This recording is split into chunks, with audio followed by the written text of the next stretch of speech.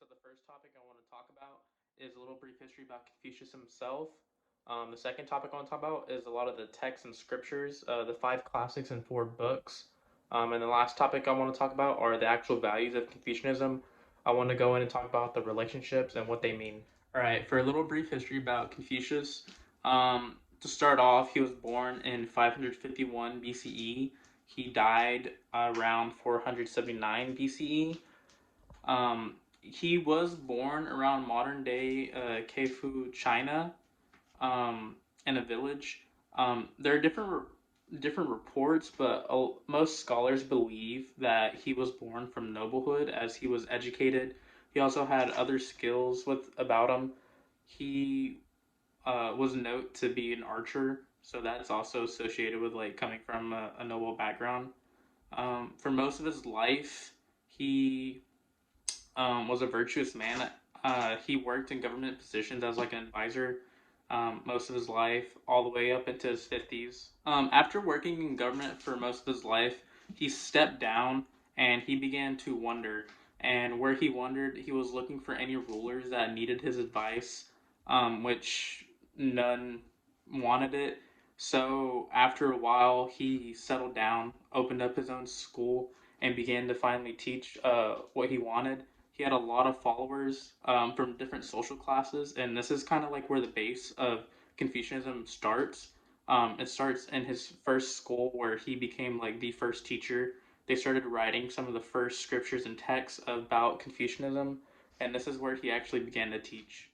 Why it's important that people know about Confucius' history is to know that he is not this like divine person. He was a normal person who came from a noble background, was educated, and went about his life.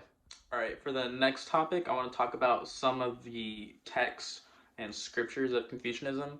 So you have the five classics, which are the Book of Rites, Book of Poetry, Book of History, Book of Change, and the Spring and Autumn Annals. The next ones are the four books, which you have the Doctrine of the Mean, the Great Learning, the Mencius, and the Analects. One of the books is called the Analects, which is a collection and scripture attributed to Confucius and his followers. So this is one of the most influential books for Confucianism, and it's can relate to other religions where for example, the Bible is attributed to like one person. People have added on to it. It's the same with Confucianism. So he himself is not the sole creator of like the text. Most of his followers attributed to the text over time. As long as like second, third, fourth generation, you get it down to Mencius, who's another great philosopher. One of them is the Mencius, which is a collection of sayings and scripture attributed to Mencius. Basically, the argument is that humans are inherently good. It's important that people know about the five classics and four books is that they make up the Confucius text. Now, it's important that people understand that Confucius is not the sole writer of all of these texts and scriptures, that they've been added on by followers and other philosophers. So, for the third topic, I want to talk about the values of being a Confucius and what are the goals. So, one of the ultimate goals is to be a Gen Z or the ideal man. So, what is this? So, the ideal man is someone who puts others ahead of himself, basically for the goodness of society, just being the ultimate person, a very virtuous person. And ways to achieve this are through three things that they talk about in Confucianism, which is Ren, Li, and Zhao. So, Ren also is means like humaneness. So this is the ultimate virtue. It's certainly essentially being ultimately good, being kind to others, being having humility for other people, for other beliefs. Basically, just putting people ahead of yourself, um, being the ultimate good you could be the best you could be. So the next one, Lee.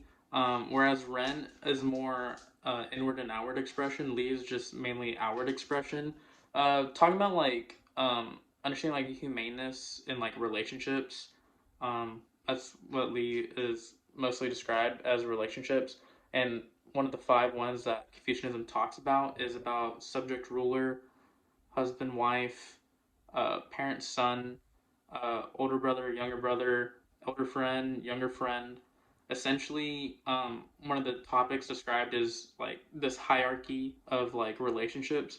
Um, there is respect for your superior or your elder, but it has to be earned. It's just not given. I also want to talk about Zhao. So Zhao is reverence for family, basically having respect for your ancestors, elders, parents. The reason I want to talk about Renly and Zhao is that these three things make up the ultimate goal, which is to become this ideal man, this ultimate person for society, and it's important to understand those concepts.